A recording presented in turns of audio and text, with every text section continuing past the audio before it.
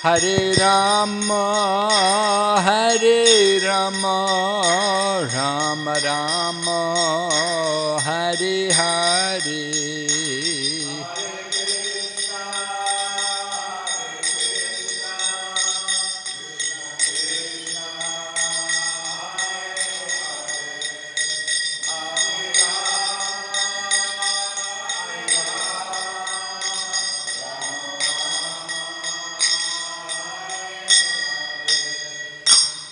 Gaur Premanande.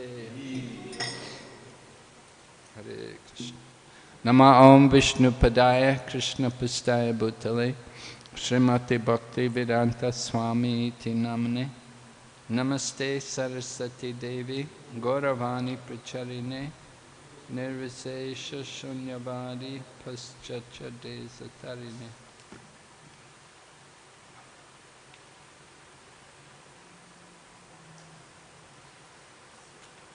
Om Namo Bhagavate Vasudevaya.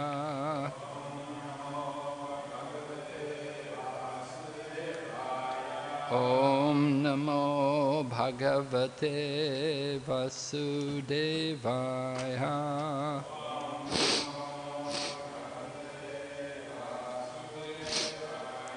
Om Namo Bhagavate Vasudevaya.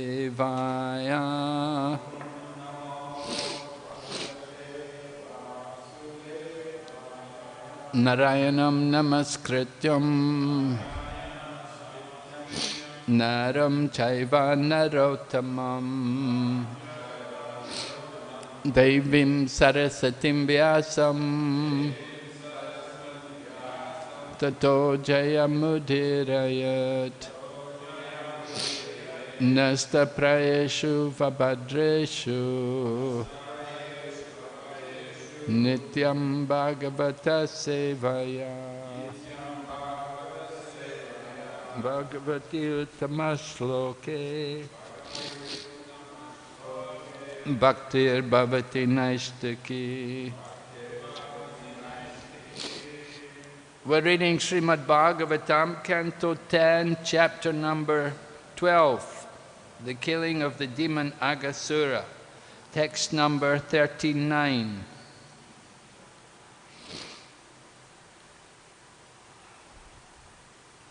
Sakritya Danga Pratimantarahita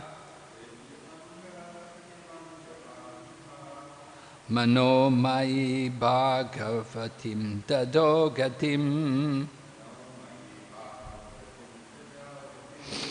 Sa eva nityatma sukhanubhutyabi Vyudastamayantar gato hi kim puna Sakridyadanga pratimantirahita Manomai Bhagavatim Dadogatim Sa eva nityatma sukhanubhutyabi Vyudasamayantar gato hi kim puna Sakridyadanga pratimantirahita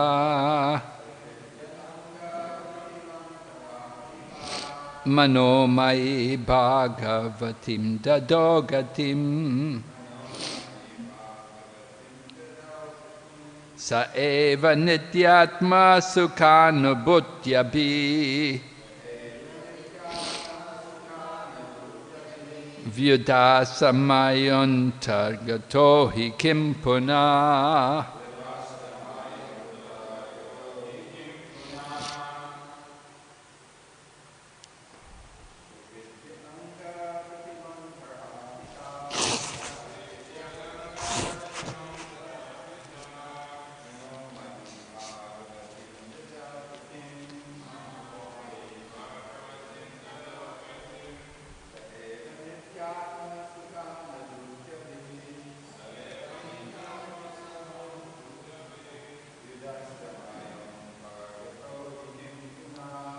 Yadasanayam gato kitkim puna.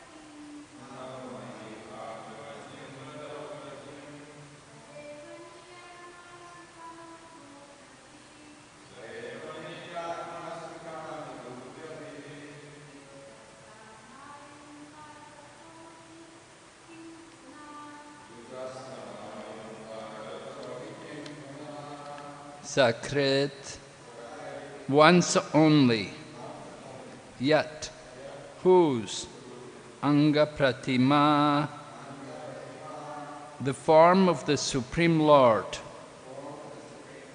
There are many forms, but Krishna is the original form. Anta Ahita, placing within the core of the heart, somehow or other. Manamayi, thinking of him even by force. Bhagavatim, which is competent to offer devotional service to the Lord. Dadao, Krishna gave. Gatim, the best destination. Sa, he, the Supreme Personality of Godhead. Eva, indeed. Nitya, always. Atma, of all living entities. Sukha anubhuti, anyone thinking of him immediately enjoys transcendental pleasure.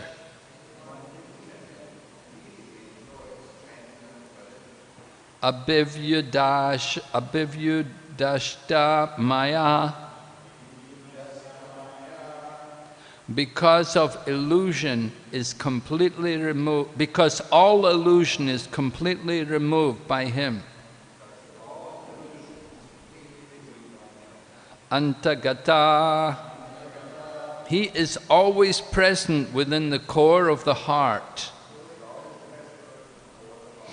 He, indeed, kimpuna, what to speak. Translation: if even only once, or even by force, one brings the form of the Supreme Personality of Godhead into one's mind, one can attain the supreme salvation by the mercy of Krishna, as did Aghasur. What then is to be said of those whose heart the Supreme Personality of Godhead enters when he appears as an incarnation, or those who always think of the lotus feet of the Lord, who is the source of transcendental bliss for all living entities, and by whom all illusion is completely removed. Purport by His Divine Grace, A.C. Bhaktivedanta Swami, Srila Prabhupada. The process of receiving the favor of the Supreme Personality of Godhead is described here. Yat pada pankaja palasha vilasa pankya. Simply by thinking of Krishna, one can attain Him very easily. Krishna is also described as having His lotus feet always within the hearts of the devotees. Bhagavan Bhakta Hridistita. In the case of Aghasura, one may argue that he was not a devotee.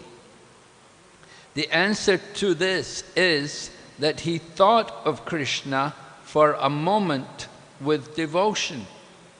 Bhaktyaham ekaya graya. Without devotion, one cannot think of Krishna. And conversely, whenever one thinks of Krishna, one undoubtedly has devotion. Although Aghasura's purpose was to kill Krishna, for a moment Aghasura thought of Krishna with devotion. And Krishna and his associates wanted to sport within Aghasura's mouth. Similarly, Putana wanted to kill Krishna by poisoning him. But Krishna took her as his mother because he had accepted the milk of her breast. Swalpam api asya dharmasya trayate mahato bhayat. Especially when Krishna appears as an avatar, anyone who thinks of Krishna in his different incarnations, Ramadi Murtishu Kala Niyamena Tishtan, and especially in his original form as Krishna, attains salvation. There are many instances of this, and among them is Aghasura, who attained the salvation of Sarupya Mukti. Therefore, the process is Satatam kirtayanto mam yatantas jadrida vrita. Those who are devotees always engage in glorifying Krishna. Advaitam achutam anadim ananta rupam. When we speak of Krishna, we refer to all his avatars, such as Krishna, Govinda, Narayan, Vishnu, Lord Chaitanya, Krishna, Balaram, Shyamsundar. One who always thinks of Krishna must attain vimukti, special salvation, as the Lord's personal associate. Not necessarily in Vrindavan, but at least in Vaikuntha. This is Sarupya Mukti. Om Jnana Timirandasya Gyananjana Shalakaya Chaksurunmilitan Yena Tasmai Shri Gurave Namaha. Shri Chaitanya Namobhistam Stapitam Yena Bhutale Swayam Rupa Kadamayam Dadati Swapadantikam Vanchakalpa Tarubhyascha Kripa Sindhu Bhayevacha Patitanam Pavanebhyo Vaishnavibhyo Namo Namaha. Jai Shri Krishna Chaitanya Prabhu Nityananda Shri Advaita Gadadhar Shri Vasadi Gaur Bhaktavinda. Hare Krishna, Krishna Krishna, Hare Hare, Hare Rama, Rama Rama, Hare Hare. So we're hearing this amazing description of how Aghasura who had come there to Vrindavan to kill Krishna, and how he managed to get liberation, Swarupya Mukti, not just simply Sayujya Mukti. Usually, demon killed by Krishna would get Sayujya Mukti. And that Sayujya Mukti is also very rare, very difficult to achieve. Great yogis, jnanis, they have to greatly endeavor to get Sayujya Mukti. But somehow this Agasura demon was able to achieve Swarupya Mukti. So it is described here that somehow he thought of Krishna with devotion, just maybe for a moment. Now, of course, we should understand, to think of Krishna at the time of death is not a very easy thing. If one has not practiced throughout the life, then one will not be able to think of Krishna. Because usually at the point of death, one will think of whatever has occupied his mind throughout his life. But somehow this Agasura demon was so fortunate that even though he was envious of Krishna, he was able to get Sarupya Mukti. That means liberation into Vaikuntha. Not Goloka. He didn't get the ultimate liberation, the highest liberation in Goloka. But Vaikuntha, still very special liberation, very, very elevated position. So certainly Maharaj Yudhisthira, if he had heard about this, he would have been very surprised. Because in the 7th canto, you have Maharaj Yudhisthira, he witnessed the killing of Sishupala. And he saw how Sishupala's soul came out of the body and entered into the effulgence of Krishna, or entered into the body of Lord Krishna. So Maharaj Yudhisthira, seeing Sishupal achieve that kind of liberation, he was surprised. He thought, how this Sishupal, he was so nasty, he was so envious of Krishna. It is said, practically from the moment he took birth, Sishupal had the habit of criticizing and condemning and insulting Krishna. Right? He was a relative of Krishna. He was the son of Dhamaghosh. Dhamaghosh is related to Krishna's family. So there were two brothers, Sishupal and Dantavakra. And they both had the same habit. They both had this habit of being very envious, very critical, and saying so many bad things. But somehow or other, although they were so offensive, Maharaj Yudhisthira said, somehow their tongue didn't get leprosy. You know, they said so many bad things, you would think their tongue would have got leprosy. It would have had white leprosy or something like that. But nothing happened. They remained, healthy. They were not affected.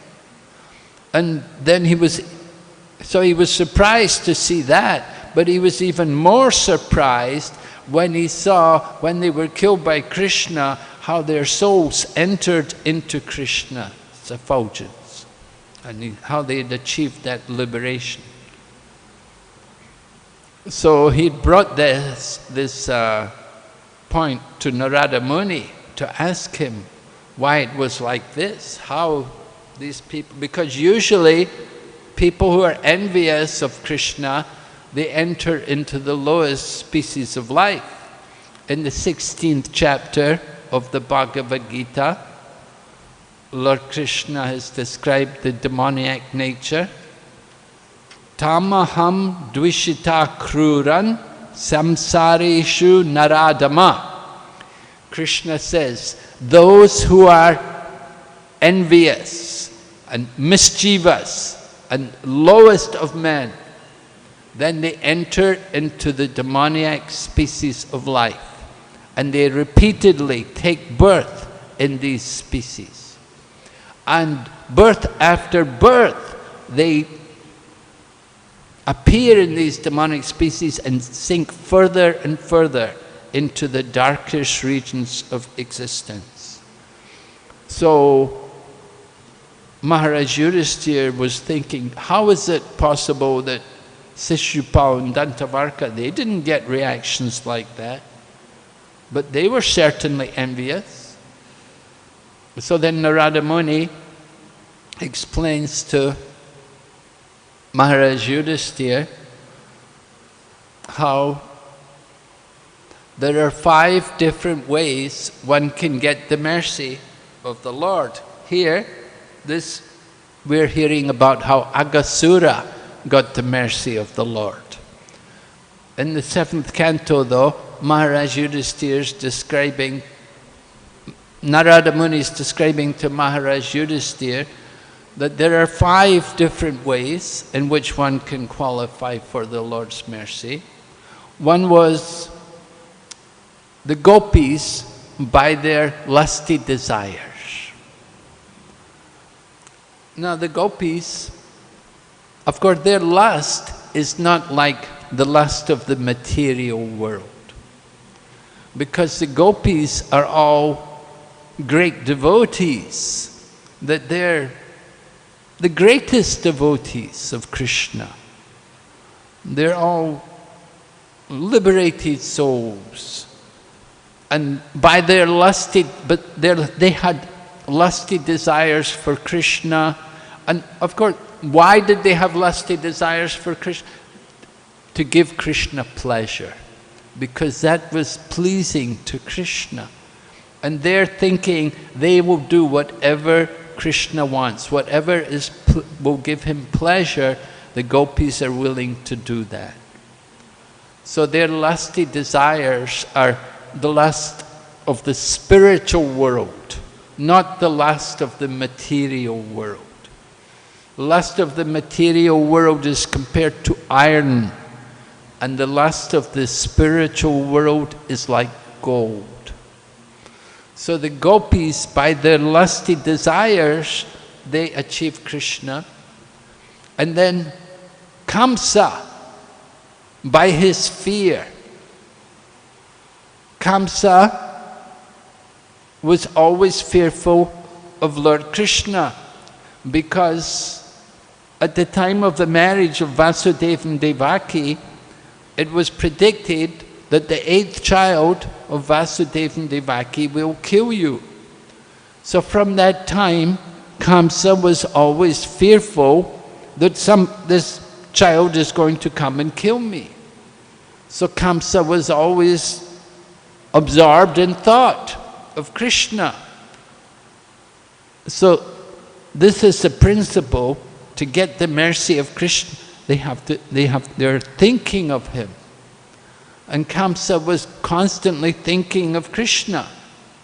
But he's thinking Krishna's going to come and kill me. So he's thinking how to kill Krishna.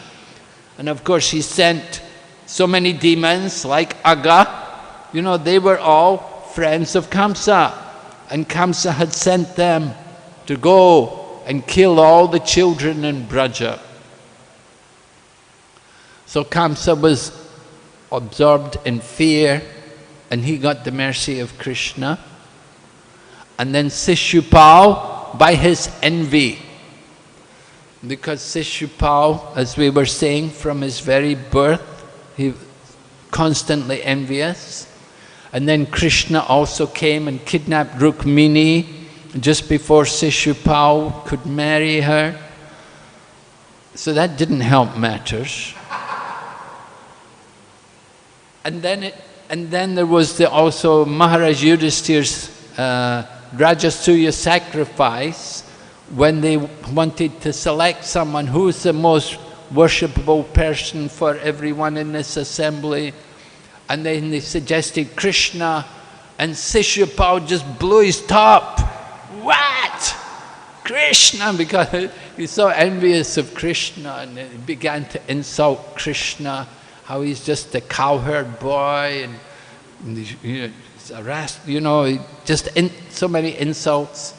So it was then, at that time, Krishna threw the Sudarshan Chakra and cut off the head of Sishupal, and the soul entered into Krishna. In front of everyone's eyes, everyone could see the soul come out from Sishupal's body and enter into Lord Krishna. Krishna arranges. Usually it's not perceivable, but Krishna arranges the inconceivable to be conceived by his mercy. So Sishupal, by his envy, achieved the mercy of the Lord. And then the Pandavas, by their filial relationship with Lord Krishna. No, not the Pandavas, the Yadus, the Yadu dynasty, by their filial relationship with Krishna. So they enjoyed that connection with Lord Krishna, so they could constantly think of Krishna. And of course, they were all living there in Dwarka with Krishna as well, and enjoying his association. So they were constantly in thought of Krishna.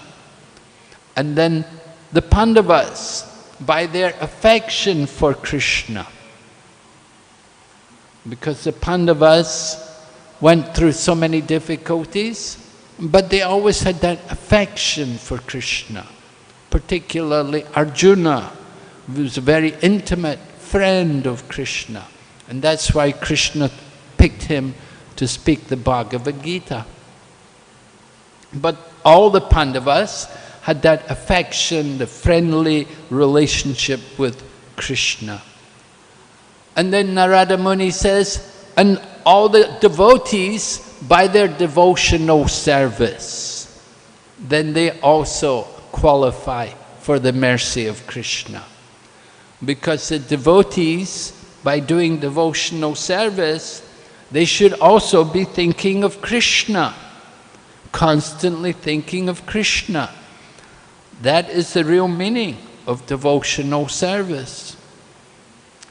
Of course, the amazing thing, however, which Narada Muni says to Maharaj Yudhishthira, is that he said that Narada Muni feels that one who is the enemy of Krishna is more absorbed in thought of Krishna than those who are simply doing devotional service. That those who are his enemies, their thought of Krishna is so intense that it's greater than the devotee who's doing just doing devotional service. So Narada Muni says, wow, these demons, these enemies of Krishna, they're really fortunate because they're so absorbed in thought of Krishna. However, Prabhupada cautions us in the purport there that don't think you can imitate the demons, these demons. Like Hiranyakashipu.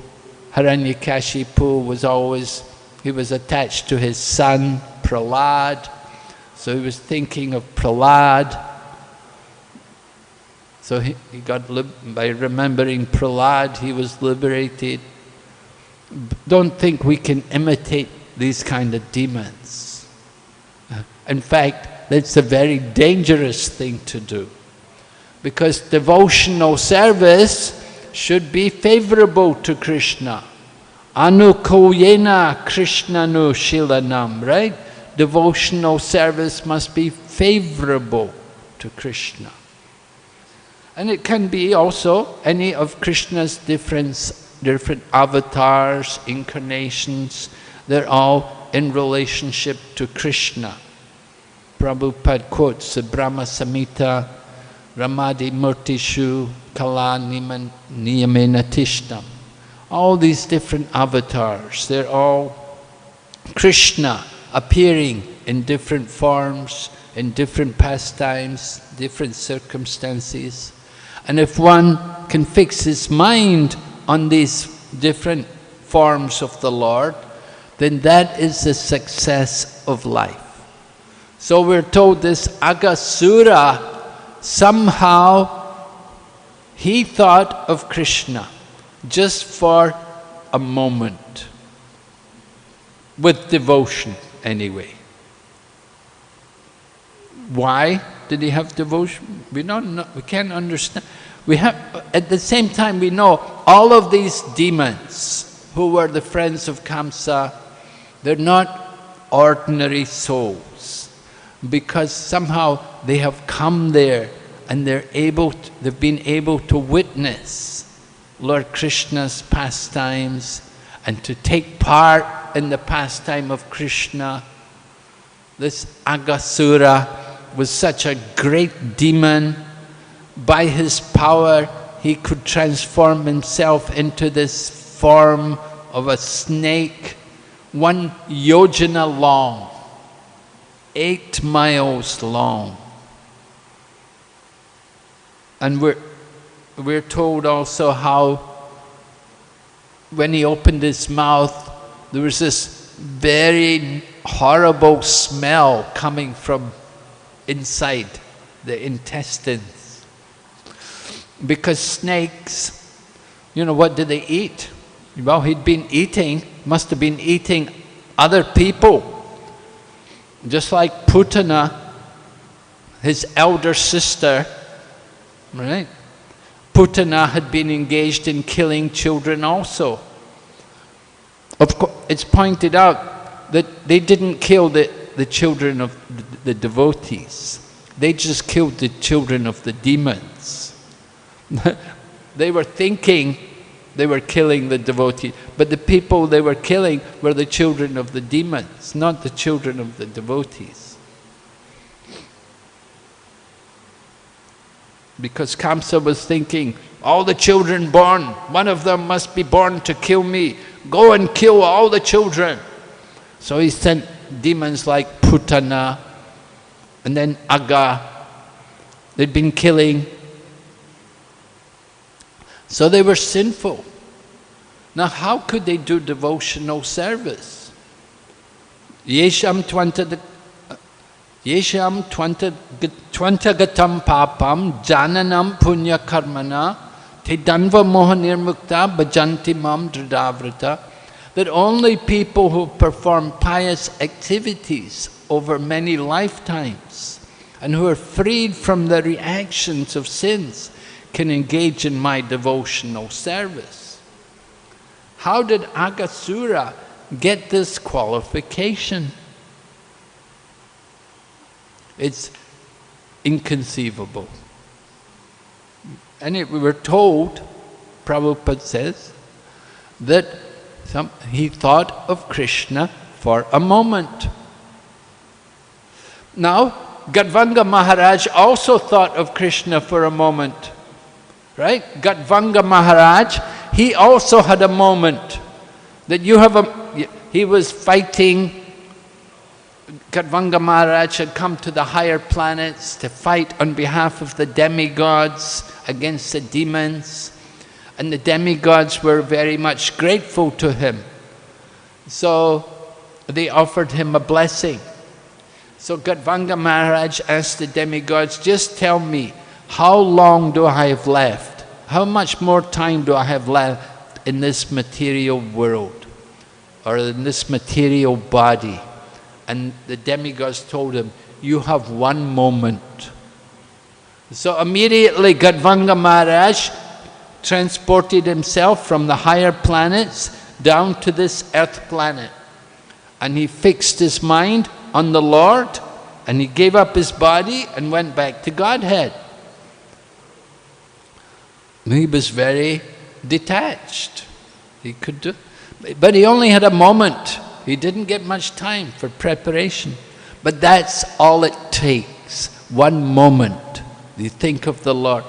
But the difference is Gadvanga Maharaj was a devotee. So for a devotee to think of the Lord, yeah, you can do it. But here's Aghasura.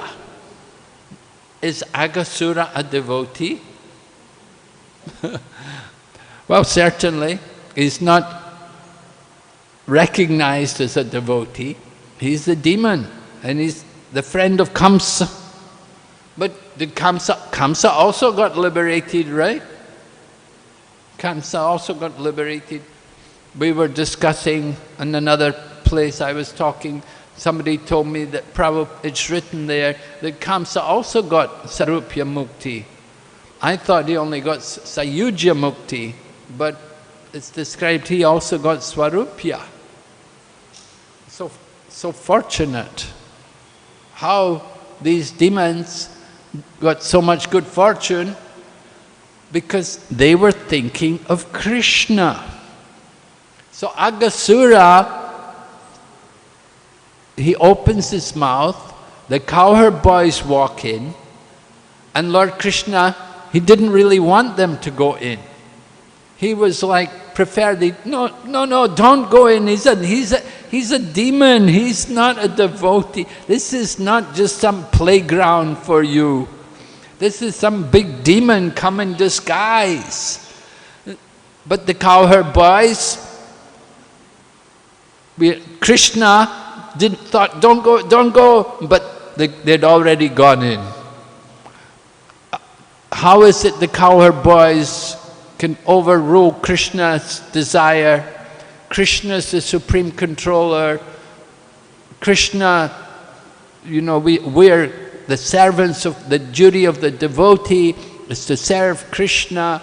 How is it the cowherd boys could go in there? Is it Krishna is controlled by the desire of his devotees.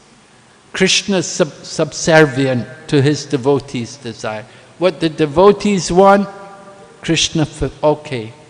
So the cowherd boys had gone in, and then the demons waiting, Aghasura is waiting, because he wants Krishna. So he must have been thinking of Krishna, definitely at that time, because he was thinking, I don't just want the cowherd boys, I want Krishna, because it was Krishna who killed my sister. It was Krishna who killed my brother, Baka. I want Krishna. So he's thinking of Krishna, and somehow there's some devotion there. And Krishna goes in to the mouth. Maybe, I don't know how does Aghasura have the devotion for Krishna? I don't know. How it could happen that he has this devotion. But not for very long, but just for a moment. And so Krishna goes in his mouth, and then Aghasura closes the mouth, and then Krishna expands himself. And then the other pastimes, Krishna, like Damodar Leela, or Bakasura, or Trinavarta, Saktasura, Krishna is still a child, but he kills the demons in his baby form, in his little child form. But for Aghasura, Krishna has to kill him the more conventional way. He just expands himself, makes himself huge, blows up, and then blows up the insides of Agha. And then his life air goes out the top of the head, out of the, what's that place called? The Brahmarandra. So that, Prabhupada writes, when there's a hole in the head and you see the soul has gone out the top of the head, he said that's a sign of a great yogi. So Aghasura, his soul went out the top of the head. So that is an indication of his very elevated position by the arrangement of Lord Krishna. So we're seeing how merciful Lord Krishna is, that he can deliver even these demons because they're thinking of him. So Sukadeva Goswami is describing to Maharaj Parikshit, just think how fortunate a devotee is, that if they hold the lotus feet of the Lord in their heart, or if they keep the Lord in their heart. And certainly the Lord is in the heart of the devotees. Then there's so much more fortune. They'll get an even better destination than Aghasura. Aghasura, he could get Swarupya Mukti, he could go to Vaikuntha. But the devotees of the Lord, they're even more fortunate. They can go to the Supreme Abode, they can go to Goloka, they can enjoy the Braja, the pastimes of Vrindavan with Krishna. So we want to understand the importance of thinking of the Lord, remembering Him. And Prabhupada gives us the formula, how to think of Krishna. Satayam kirtayanto mam yatantas jadradavrata. Always chanting, always chanting my glories, endeavoring with great determination. These great souls perpetually worship me with devotion.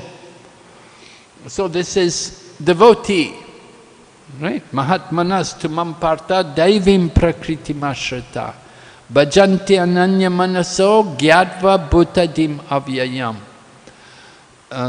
These great souls are under the protection of my divine energy.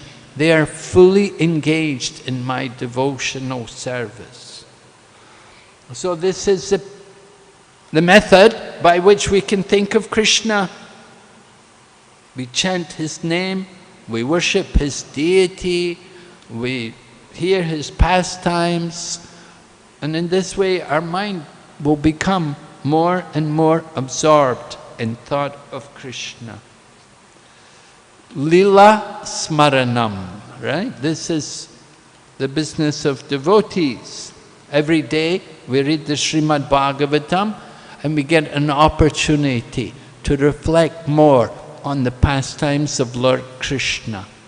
How Lord Krishna performed these wonderful pastimes in Braja, how he liberated these demons, at least these souls who appeared in demonic bodies, how he liberated them to the spiritual world.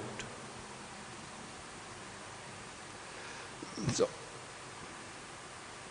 Prabhupada mentions different personalities, different forms of the Lord. He says, when we speak of Krishna, we refer to all his avatars. And then he says, Krishna, Narayan, Vishnu, Lord Chaitanya, Krishna Balaram, Shamsundar. it's all Krishna, right? Krishna Balaram, Shamsundar, Lord Chaitanya, Govinda.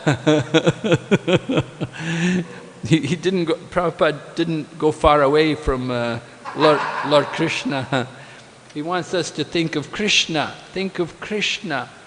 And he says, you get vimukti, you get a very special liberation.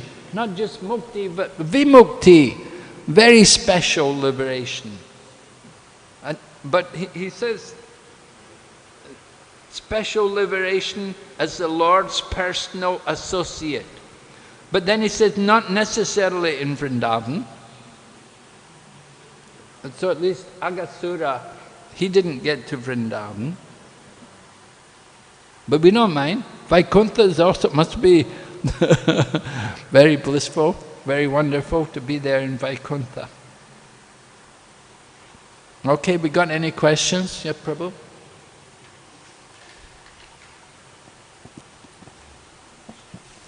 Thank you, Maharaj. That was a wonderful class.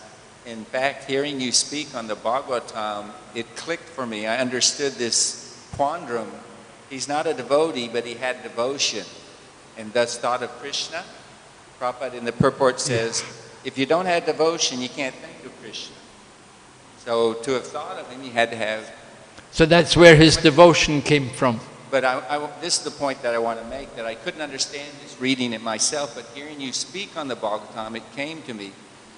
Using the examples from Narada Muni and the same principles given in the 10th canto with the gopis, I think, chapter 49, where it talks about friendship, affection, fear, anger, like that.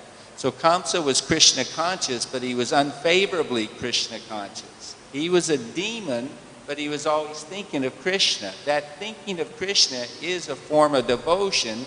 It's just not pure devotional service, and it's not favorable devotional service.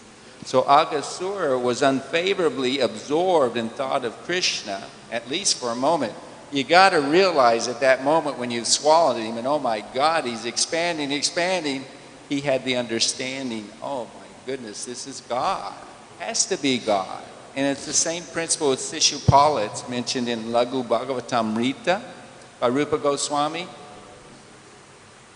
Hiranyakashipu, because he didn't realize that Nrsimhadev, this half man, half lion form was God. His next birth, he took birth as Ravana and had more opulences than Indra himself. Super birth.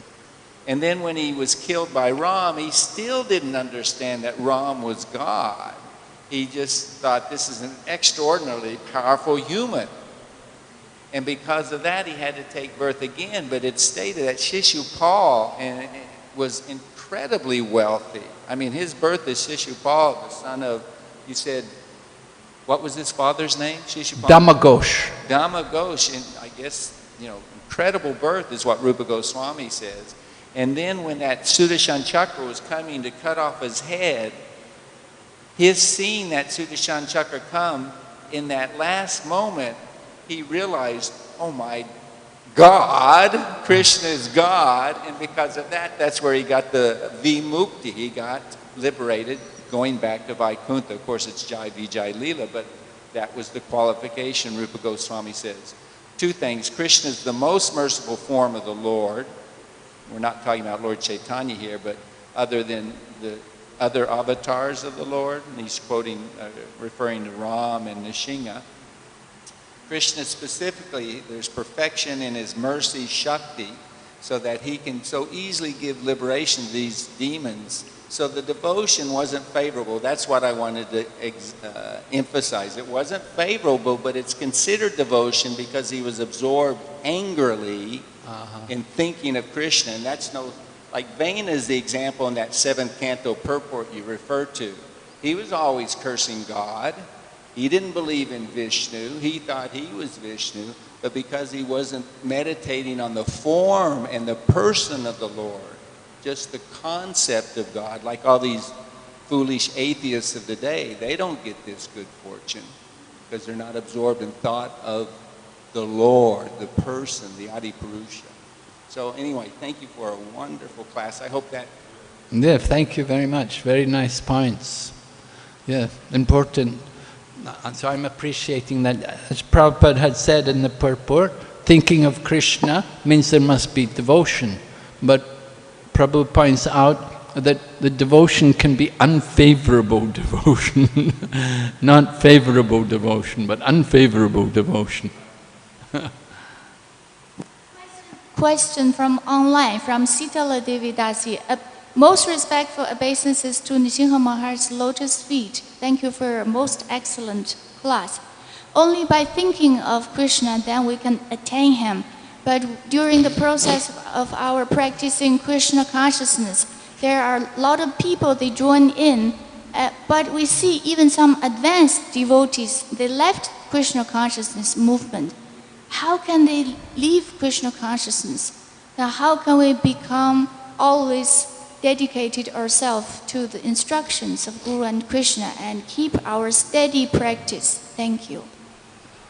Well, you should understand advanced devotees don't leave Krishna consciousness.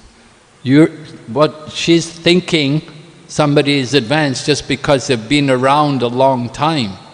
They may have been around in the Krishna consciousness movement for some time, but that doesn't make them advanced. We have to look at their spiritual qualification. We have to look at their practice and how the standards they follow. Then we can understand how much they're advanced or not. Somebody's leaving Krishna consciousness means they're not practicing very well. Means they're not very steady and they're not keeping the principles very closely. Not attentive to spiritual practice, they're not hearing regularly. If they were doing these things, they would never leave. People only leave because their material desires. They're not able to put aside their material desires. But if they were fully engaged in Krishna consciousness, they would never give up Krishna consciousness. So people who leave Krishna consciousness indicates they're having spiritual problems. It means they're not doing everything they should be doing to keep up their devotional. So she wants to know how to stay in Krishna consciousness. So what you have to do to stay aboard, you have to have strong association. You have to, somebody pull your ear, just like a teacher will pull the ear of the child. When the child is a rascal, when the child misbehaves, then the teacher may pull the ear of the child to get the child to behave properly. So you need somebody to pull your ear, to keep you in line, so that you don't go off, so that you need somebody who's going to keep you on track, keep you steady and make you humble. You need that kind of association to keep yourself alive in Krishna consciousness. And if you have that kind of association, then you won't give up Krishna consciousness.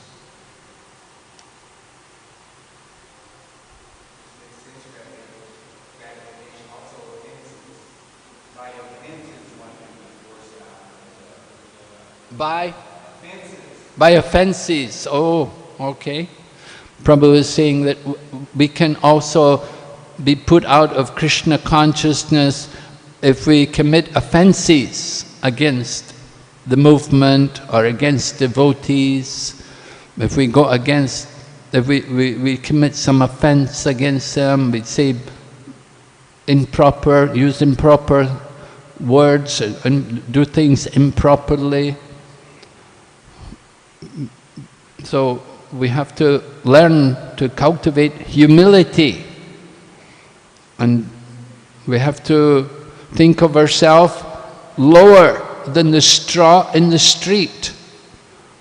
Because we're proud, we think we're important, we think we have some big position, we think we have some standing in society, and we want to be respected. But Lord Chaitanya teaches us to offer all respect to others. Amanina manadena means to offer respect to others, to give respect and not to be anxious to get respect for yourself.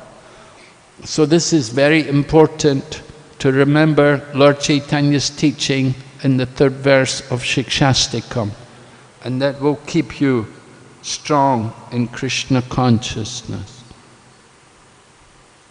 Last question from Subudhi Rai Das. Obeisances to Guru Maharaj.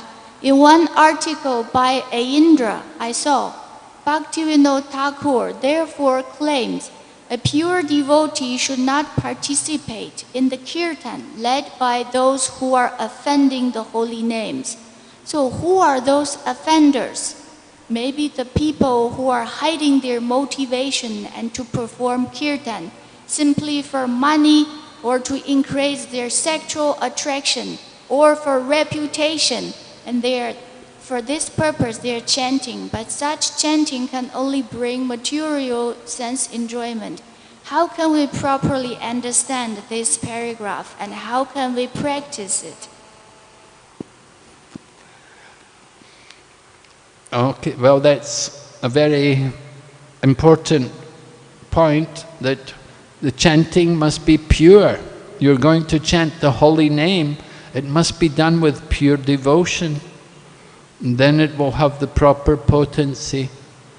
But if we become a professional kirtanier, just simply performing for some material motive, then it's not pure chanting. So Prabhupada was very cautious about these things. I remember one time here in Mayapur, Jananivas Prabhu, maybe you remember, there was a kirtan competition, and different kirtan groups came to perform, and and there was judging who was the best kirtan, and they would do kirtan and dance and like this. But Prabhupada stopped it all. He said, this is all nonsense. He said, this is not pure chanting. He wanted us all just to chant with love and devotion for the pleasure of Krishna, not to be the best, not to win a competition. He wanted us to chant as devotional service. Devotional service means Anyabilasita sunyam jnana karma janavritam anukuyena krishnanu shilanam bhaktir uttamam. The highest devotion is that devotion which is rendered without desire for any fruitive gain or philosophical speculation, and it should be favorable to Krishna, and it should be rendered constantly. So, yes, if one is simply performing kirtan like some professional musician, this is not pure devotion. And then there's also the problem with the opposite sex, that young women come and they like all the kirtaniers. And so these kind of problems are there in kirtan.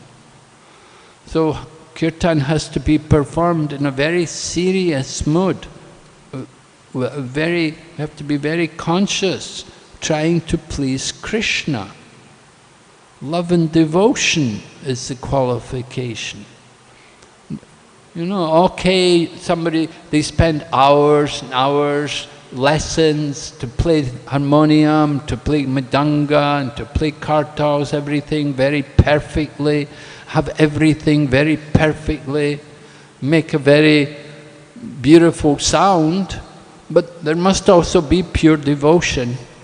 There must be the real mood of devotion there. It's very nice, you play very well, that's good. Prabhupada also liked to hear the devotees play instruments properly. But the mood must also be very carefully controlled, to be done for the pleasure of Krishna. What do you say, Prabhu? Jananivas, comment.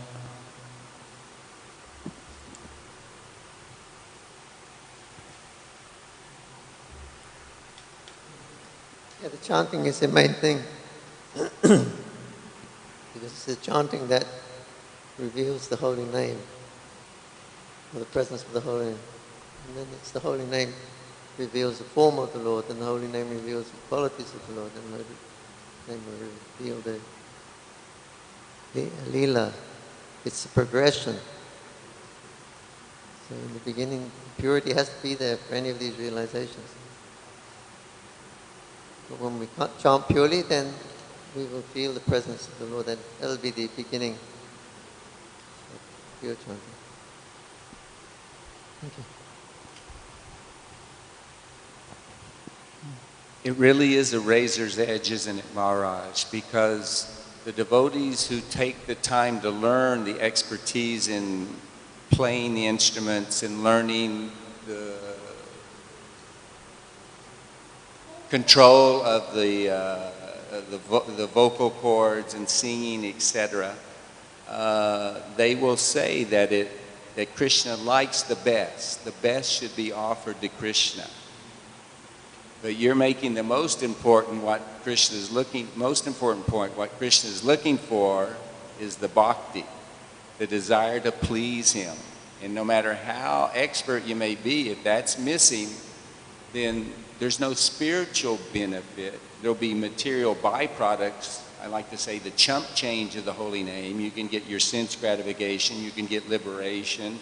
You're not going to get even what Aghasura got in this pastime. And then the other thought that comes to my mind is all these instruments all the kirtan melas, they have all these instruments playing, and even they stop the chanting of the mantra to let somebody play a saxophone or a violin or something like that. And I just have my hesitation whether or not Srila Prabhupada would approve of that. I really do. And I hope I'm not stepping on toes, because they will quote one quote where Prabhupada said, "For enticing the public, one can do this." But most of the kirtan melas aren't the public, they're the in-house devotees. And so I really wonder whether or not Srila Prabhupada would be pleased with taking, in fact, I'll say it equivocally, I'm convinced he would not like it, and I'll use the example. You remember Sad Goswami Astakam on the album that had the sitar playing? The sitar accompaniment to Srila Prabhupada singing the Sad Goswami Astakam? You remember that? Bhajan that Prabhupada sang? Anyway, it's recorded. I bought it as an LP album when I was becoming a devotee. And then I later heard that Srila Prabhupada didn't like the sitar accompaniment on the recording. It was dubbed over Srila Prabhupada's chanting by a devotee. And he said this will distract them from hearing the sound vibration of the glorification of the 6 Goswamis. Now that's a pretty strong reference to show Prabhupada didn't like distraction of music, very nicely played musical instruments along with the chanting. So anyway, I'm just putting it out there. Anyone hearing, they have to contemplate these things for themselves and introspectively look at their own motives. But it all goes back for us, what will please Prabhupada? If we stay to his standards, we know then Krishna will be pleased. Thank you, Prabhu. Thank you. Very nice. Okay. Thank you very much. Srimad Bhagavatam ki jai. Srila Prabhupada ki. Gaur Premanande.